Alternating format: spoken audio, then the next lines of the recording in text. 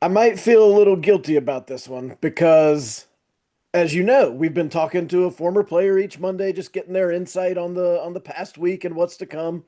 And I thought we should catch up with Pete. Yeah. And I thought we'll give him a good week because I don't want to treat him poorly and give him a bad week. So this one seems like it should be okay. And so I reached out to Pete. He said he would do it. He was very nice. And then the Tar Heels went to California and things didn't go that well. And now I feel like maybe I didn't give him a good week. But Pete, thanks for doing it anyway. Yeah, Adam, I have a hard time saying no to you. You didn't know that, but I'm always happy to talk Tar Heels. It was unfortunate this week, but hey, our offense looked pretty good. See, yeah, that's the silver lining. We'll look at the positive side of things. Uh, Um, Pete, what'd you see defensively? I mean, obviously that's the number one story here for the Tar Heels. I mean, got a little better in the second half of the Cal game, but that was after the Heels had fallen in such a large deficit. The first three halves of the four halves played in California were extraordinarily negative for Carolina defensively. What'd you see? well, I think it's just almost a matter of perspective. I think we all kind of thought early this year that we were pretty strong defensively. And I'm not going to say we've been exposed, but I think there's been some weaknesses that have been taken advantage of, and you can have it happen one or two games, but it now seems like it's almost a trend where these teams are coming in with these good guard play. Recently, the really top notch 3 point shooting from the field and from the 3 point line. It's a habit you don't want to be on the wrong side of because teams now have that confidence coming in that they can get the shots they want. And then I was almost going to say it was guard play, but then we had the forward for California hitting a lot of threes. So, it may be an overall team concept that we're struggling with. It is frustrating for a fan for sure, but from a basketball person, it almost makes me a little angry that it's happening because I think we all know what good defense looks like. I think we all know we can play good defense, and then you see a follow up game, Duke Stanford, and you see everything that they did is what we didn't do. It's just frustrating. Just frustrating. We saw a couple wrinkles in the Cal game. Did you see anything with either the zone or that a little bit more of that diamond press that you feel like might be something that could pay dividends down the road? Or is this a man-to-man issue that needs to get fixed? Well, I don't think you can sugarcoat it. I'm not sure I'm a fan of the zone as much, but I think the press was kind of getting them out of their rhythm offensively. They still had a couple clutch threes down the stretch, but anything to get them out of their comfort zone at this point is going to be better than what we were doing. I'm just not a big fan of that zone because the zone typically they were still getting some pretty good shots, pretty good looks, and to me, another big red flag was that transition defense was kind of horrible in the sense that they were getting some walk into 3 point shots and people looking like they didn't know who they're guarding and stuff that just shouldn't be happening in this stage of the season. Pete, I know this is the $1 million question, but what is it a communication issue in your opinion? It just feels like we've seen a lot of guys here recently that have. I mean, you can sit here and go, "Oh man, everybody's can't believe they're so hot from three." Well, these have been pretty clean looks Yeah. from three. Is it a communication issue in your opinion, or guys do they look I don't know, lack of confidence in what they're supposed to do? I mean, I understand we're asking you to kind of see this from watching it from afar, but what did you take away from that? Well, I'm going to go back to even that SMU game when that was the first time I really noticed. I mean, they shot lights out in that second half, but from my perspective, they were wide open shots. And I think in today's game, those players are going to hit those shots more often than not. So that can be fool's gold if they're missing them because then you think you're playing a better defense. I think it's definitely a communication issue, and I'm not sure. Some of it may be, what we're doing with some of our pick and roll defense on that drop coverage. But I think sometimes it's communication. And then, uh, and they talked about at halftime on the broadcast about how it's not effort. It's more communication in whatever we're trying to do as far as implement our strategy. But I feel like there's always effort involved. And then sometimes we do have players in the wrong places, and I can't tell you right now if that's they're doing what they're told to do, but it looks like they're in the wrong place. It looks like they know they should be contesting that shot, but they're just too far away. It's just a different time where you can't give these players an inch on the perimeter, and for whatever reason, we're doing a bunch of things wrong in that end. The good news is I really think we can turn this around. I think we have the defensive athletes to cover and guard on the perimeter. We got enough guys in the backcourt to. If I'm thinking if you did that with Coach Williams or Coach Smith, take his butt out. Get somebody in there to play defense.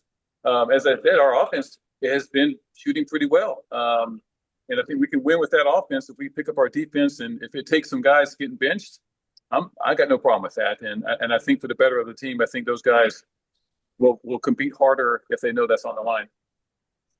If Coach Pete was going to walk in the locker room and go to the whiteboard and say, "Okay, guys, I've been watching this and I've got this one thing that we're going to fix this. It's not going to fix everything, but this is going to be a fundamental start that I would like to see this get better." What would you be drawing up on the whiteboard? Well, there's concepts that Carolina has always had, and I'm not gonna go in the locker room and draw up whatever that is the concept is, but I don't think that guys are being held accountable, and to me, you get so-called tenure when you're here for a while, but you should be held accountable whether you're Seth Trimble or you're Caleb Wilson, and if you're not doing that job defensively, and again, I'm just going back to the old school coaches, and that's a different time. But if you took away some of their playing time and made these guys accountable, because we have some depth. I think we have depth. I think we're going to struggle without those two guys in the game, for example. But at the same time, and I'm not saying they're the problem. I'm just saying we need to have where everyone's on the same page and everyone's held accountable, because that's the only way we're going to get out of this little funk is you can't have, Stevenson kind of going out there and maybe being held accountable, and then maybe Caleb Wilson does something and he's left on the court. Like everyone should be on the same page on that, and I think they are. I think there's something missing. I'm not sure what it is, but I can't tell you what to put on the whiteboard other than accountability. You have to be accountable for your man, or with so much switching these days. If you're switching on to a different player, whatever their concept is, everyone should be held accountable for it. Pete, real fast, you mentioned drop coverage. Can you give us a 30-second basketball for dummies explanation of drop coverage and what the benefits of it are when it is done correctly? Well, you wouldn't do it if you're guarding me, for example. Like if you have a shooter. We know you can shoot, Pete. We played NBA Live 95. We know. Hey now. Well, you definitely you have somebody that like the last game, that guy wasn't going to shoot any three, so you're dropping that big man off, and he's basically protecting the rim and letting the guard go under or over, whatever they're trying to do with that guard. But they're containing the dribbler more so than worrying about the big man, because as you see in today's game, there's very little pick and rolls. They're even the guys who can't shoot are still popping and catching it and then maybe making the pass, but it's just set up to kind of control the pick and roll without switching, which is sometimes can be a problem, which we do a lot of, but kind of controlling the pick and roll where we know that we're going to control that guard and let the big man just be a non-factor. And as you can see, I don't necessarily like it sometimes, because it gives that big man, if he gets the ball back and he's not anyone around him, he can also be a playmaker. So it's just a different way to play the defense. I don't think it's the only way they've done it. I know they do a lot of switching with some of the perimeter guys. And that's the thing. I have a problem sometimes with when we have Seth on their best player, where all they got to do is run a pick and roll, and all of a sudden now it's not Seth on their best player. So I think they were doing that a lot at Stanford as well. But again, I don't these how you play pick and rolls, how you play screens and stuff on dribble handoffs. All that stuff is just stuff that these guys have done for their whole lives. So it's not like there's any new concepts out there. And I think, again, you come down the court, I guess it was against Stanford. The guy hit 4 threes in a row. He's there's nobody within 30 feet for his fifth three. And last night the guy came down from the top of the key, and I think it looked like Jaren was kind of confused who was guarding who. I mean, we can't be doing that at this stage in the season. And that was even in the second half. Like, we should kind of know where we are. So some of that stuff is I used to say early in the season, hey, we got to learn how to play together. We're young and we're a new team together. But I think that stage is past. I think we're ready to make a run here in the ACC. We got to be better, just knowing what to do and knowing our jobs. And if you're not doing it well, then you should come out. There was one personnel change on Saturday that in another time I think might have been a little bigger deal. The defense has overshadowed it. Derek Dixon gets his first start as a Tar Heel. What do you like about what the freshman does, and where might we see some growth there? I did like when he came in, and unfortunately, it didn't seem like we had uh, production on off the bench. I like Derek Dixon starting, but to be honest, there's a lot of interchangeable parts there. I was kind of disappointed that the bench didn't produce as well as when we had Derek Dixon on the bench. I don't know that because you look at production from the starting lineup. I mean, Jaron Stevenson. I love him as an athlete and defender and rebounder, but if you're kind of give him a grade for production, sometimes it's lacking. And I've been lacking my whole career. So I'm not saying anything wrong with that. The point is, if you want to start pointing fingers, it's easy to do that. So is it this guy's fault? We're gonna take him out and start this guy.